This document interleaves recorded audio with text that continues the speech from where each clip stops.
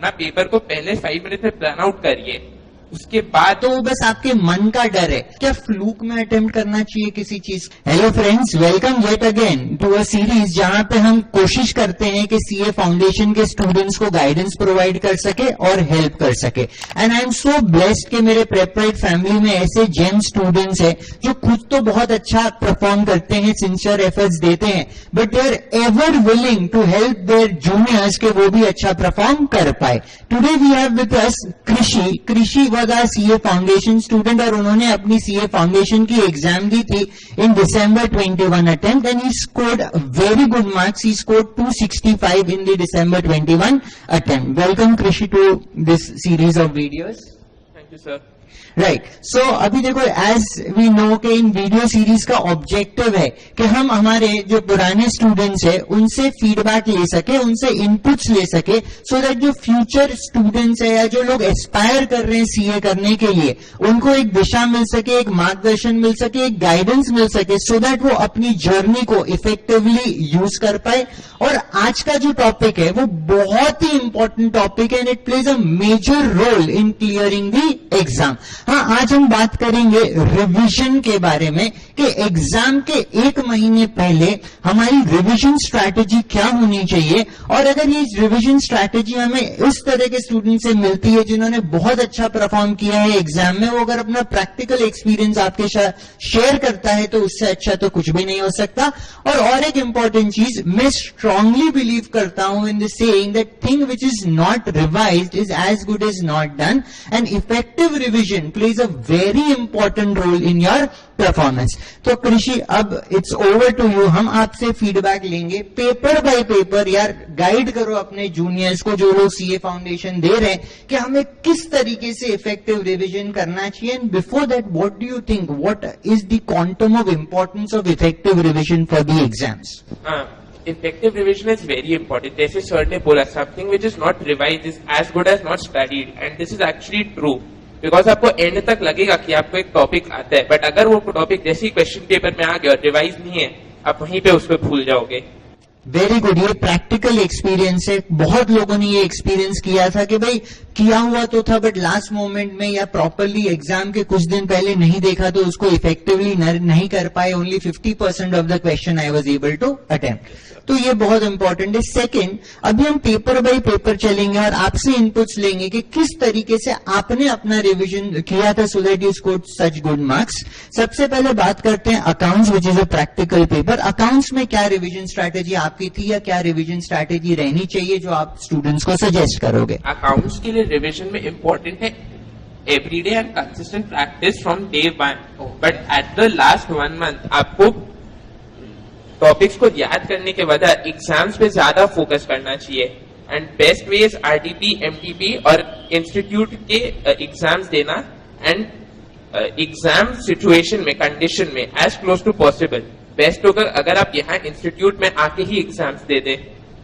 Right, सो देखो इसमें क्या था ना कि when he give the exam it was Covid scenario, but फिर भी हमने ट्राई किया था कि जैसे रेगुलर टेस्ट तो पेपर्स घर पे जाते थे, ऐप पे होता था etcetera, but mock test we tried to conduct even during those days in the centre so that एक रियल एग्जाम सिनेरियो क्रिएट हो सके। And that's very important. Mock test हर एक पेपर का देना एग्जाम सिनेरियो में बहुत ही ज्यादा जरूरी है। Did it help you in boosting your confidence and knowing your weaknesses? Yes, it always helps exam देने पे।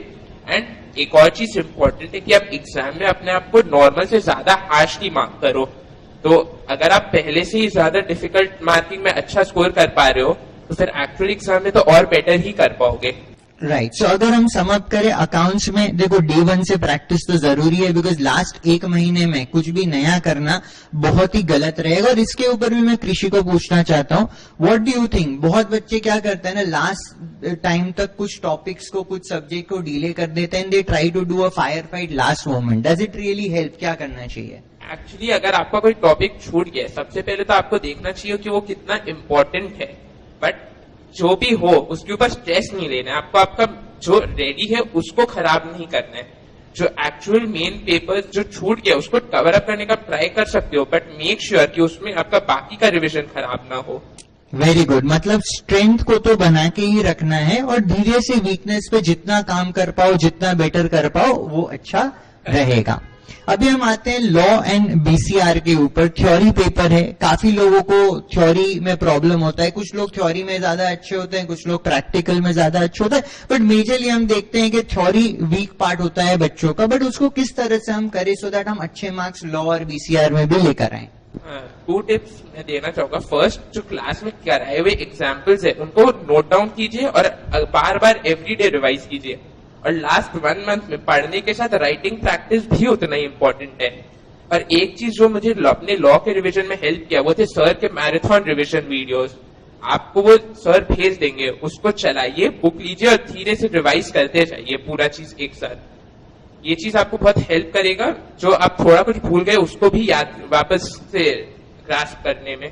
राइट, ये भी बहुत अच्छी चीज है, because what I believe is के पढ़ने से भी ज्यादा कुछ चीज सुन अगर आपने लिया हो and from the same person who has taught you that particular subject, तो वो बहुत ही ज्यादा इफेक्टिव हो जाता है। अभी बीसीआर की क्या स्ट्रैटेजी होनी चाहिए? बीसीआर आपको हल्के में नहीं लेना है, बिकॉज वो भी आपके मार्क्स बहुत नीचे कर देगा। आपको फिर से डे 1 से तो प्रैक्टिस करना ही है, और एंड में इसके लिए सबसे इम्पोर्टेंट है राइटिंग प्रैक्टिस, और कुछ नहीं। आपको एवरी डे 1 या 2-3 बड़े क्वेश्चंस तो कम से कम प्रैक्टिस करने ही है बीसीआर के। राइट, सो देखो, सिंस ये थ्योरी पेपर है, एप्लीकेशन बेस्ड पेपर है, तो राइटिंग प्रैक्टिस का होना बहुत ही ज्यादा जरूरी है। बिकॉज अगर आप एक्सटेम्पो एग्जाम में कुछ चीज लिखते हो ना, तो वो आपकी पहली बार है और वहां पे गलती होगी। बट किसी चीज आप ऑलरेडी लिख चुके हो, वेरीफाई हो चुका है, उसको रीरीड कर चुके हो, तो वो सेम गलती आप एग्जाम में नहीं दोहराओगे। और एक इंपॉर्टेंट चीज जो लॉ पीसीआर पेपर में बच्चे फेस करते हैं, time management issue, because lot of feedback come के सर मेरा पेपर छूट गया। तो इसके लिए क्या करना चाहिए सो दैट एटलीस्ट मतलब मैक्सिमम 100 मार्क का कर पाए, ना भी हो तो भी मैक्सिमम हम अपना पेपर अटेम्प्ट कर पाए, उसके लिए क्या आपका सजेशन रहेगा? रेगुलर राइटिंग प्रैक्टिस से ही आएगा। आप जब एग्जाम देने आओ अपने आप को टाइम करो, और अगर आप घर पे भी दे रहे हो तो अपने आप को टाइम करो, चीट करने का ट्राई मत करिएगा। राइट एवरी डे विद आपका रेगुलर प्रैक्टिस से ही स्पीड बढ़ेगा और टाइम आप मैनेज कर पाओगे। राइट, सो अभी अप्रोक्सीमेटली 1 महीना बचा है एग्जाम को। अभी से अगर थोड़ा थोड़ा भी राइटिंग प्रैक्टिस आप लोग कर लोगे, may be 40 minutes a day, it will go a long way in helping you do well in the paper, और पेपर को खत्म करने में भी अच्छा रहेगा। अभी नेक्स्ट सब्जेक्ट पे चलते हैं, मैथ्स। काफी लोगों को डिफिकल्ट लगता है, और कुछ लोग क्या करते हैं ना, मैंने देखा एक सम नहीं हो रहा है तो उसी पे 20 मिनट स्पेंड कर दिया, जो कि बहुत ही नॉन प्रोडक्टिव है। आप बताओ कि मैथ्स किस तरह से हैंडल करना चाहिए? व्हेन आई से maths I mean maths, LR and statistics. Okay, तो इसमें सबसे फर्स्ट इंपॉर्टेंट स्टेप है कि आपको जब क्वेश्चन पेपर मिले, पहला 5 मिनट क्वेश्चन पेपर को गो थ्रू करिए। उसमें देख लीजिए कौन सा सम बड़ा है और कौन सा छोटा है। अपना पेपर को पहले 5 मिनट में प्लान आउट करिए। उसके बाद स्टार्ट करना, पहले थोड़ा इजी क्वेश्चन सॉल्व करें, क्योंकि जो जिसमें कम टाइम लगे, बिकॉज सबका वेटेज इक्वल है हर क्वेश्चन का। एंड में बड़ा क्वेश्चन को टैकल करने का ट्राई कीजिए, ताकि आपका टाइम वेस्ट ना हो और आप मैक्स टू मैक्स अपना क्वेश्चन अटेम्प्ट कर सके। और ये चीज रेगुलर प्रैक्टिस से ही आएगी। राइट, सो देखो, बहुत बहुत इंपॉर्टेंट चीज, इतनी सिंप्लिसिटी से बोला बट बहुत इंपॉर्टेंट टिप दे दी कृषि ने, कि भाई देखो, हर एक क्वेश्चन जो पेपर में है उसका तो मार्क्स सेम ही है। आप वहां से पिकअप करो जो इजी क्वेश्चन है, जो टॉपिक्स आपके मास्टर्ड किए हुए हैं, पहले उसको आंसर कर लो, सो दैट एक मेंटल पुश आपको मिलेगा, मोटिवेशन आपको मिलेगा कि नहीं यार, मैंने एटलीस्ट 30 मार्क्स 40 मार्क्स का पेपर अटेम्प्ट कर लिया है विद इन गुड टाइम, और फिर मैं थोड़े डिफिकल्ट वन, थोड़े लेंदी वन के ऊपर टाइम दू, सो दैट उसको भी मैं अटेम्प्ट कर पाऊं। क्या फ्लूक में अटेम्प्ट करना चाहिए किसी चीज को? What do you think? Negative marking है तो फ्लूक में अटेम्प्ट मत ही करिए। राइट, नेगेटिव मार्किंग है, फ्लूक में अटेम्प्ट मत करिए। जितना आता है उतना पहले कर लीजिए, उसके बाद अगर रिस्क भी लेना चाहते हो ना, तो वो बहुत ही ज्यादा कैलकुलेटेड रिस्क होना चाहिए। और आपको जो टाइम देना है रिवीजन के वक्त, हर एक चैप्टर को पहले अच्छे चैप्टर को कर लो जो आता है एकदम स्ट्रांग, उसके बाद अगर टाइम बचता है तो कुछ नई चीज को देखो।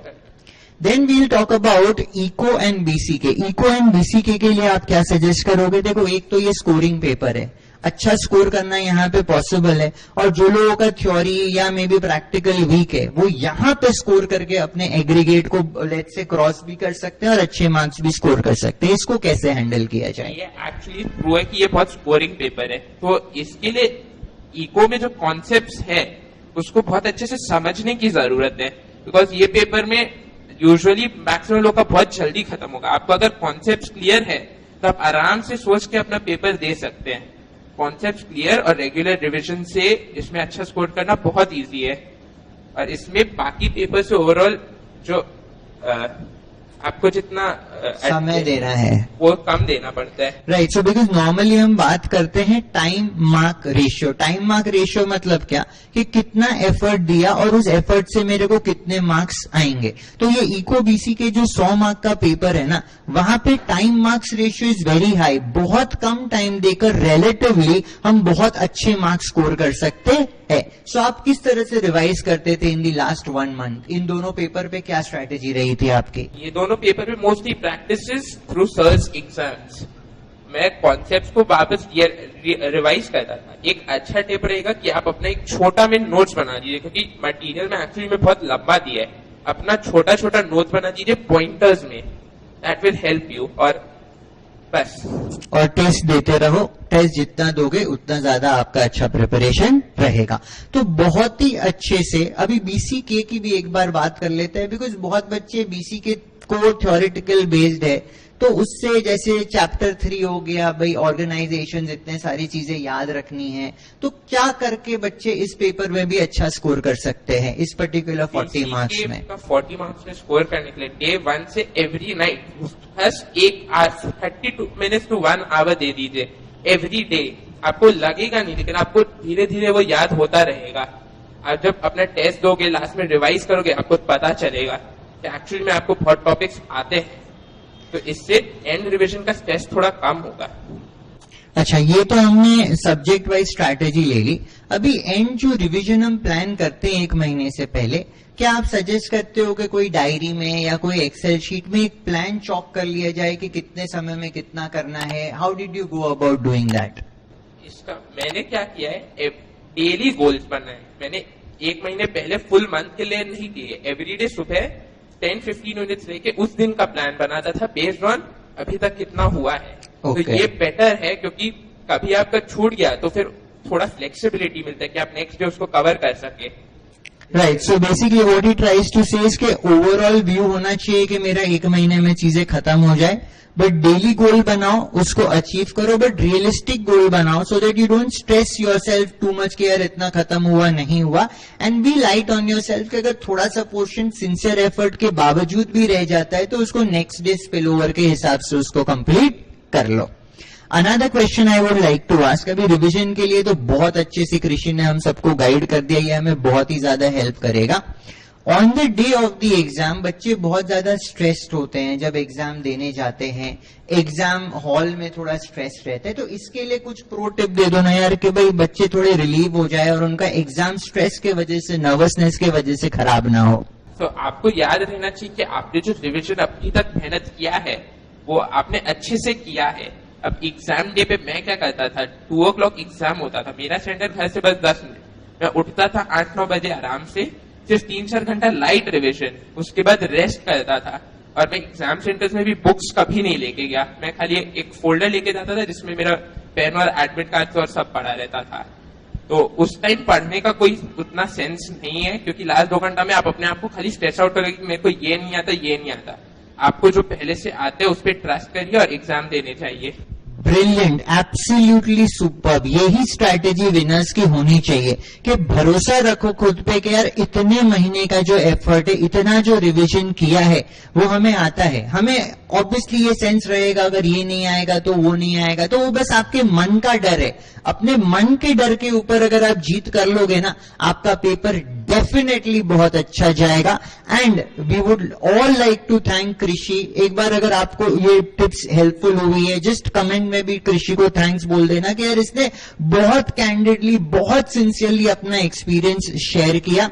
Again, Krishi, congratulations for your success in the foundation exam.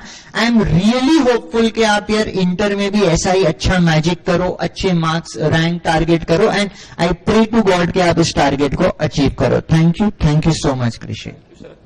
Great.